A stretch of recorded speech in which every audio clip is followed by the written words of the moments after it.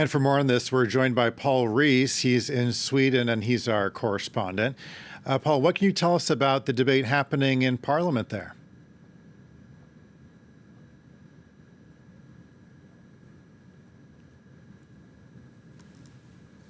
Decision that the Social Democrats made yesterday in Stockholm. There's a huge parliamentary majority in the Riksdag in favour of submitting a NATO application.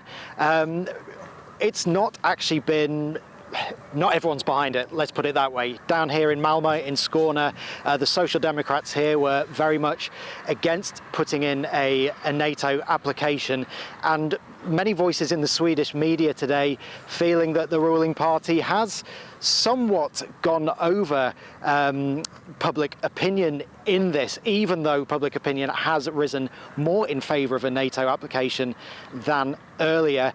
But as I said, a big majority in Parliament, so almost 100% likely that it's going to go through and that Sweden will put a NATO application forward together with Finland. They don't want to be left behind. That's been one of their main aims. They don't want to be left behind. If Finland goes in NATO, they want to go into NATO together with Finland. They'll put an application in together.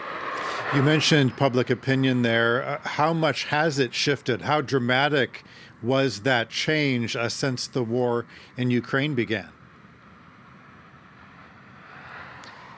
I mean, it's higher, but joining NATO is totally against Swedish ideology, really, especially the ideology of the ruling Social Democrat Party. They've wanted to build this image of Sweden as peaceful, in creating dialogue, de-escalation, demilitarization. You know, around 2008, Sweden actually started demilitarizing to a certain extent, taking away its regiment in Gotland, that base in the Baltic that's so strategically important.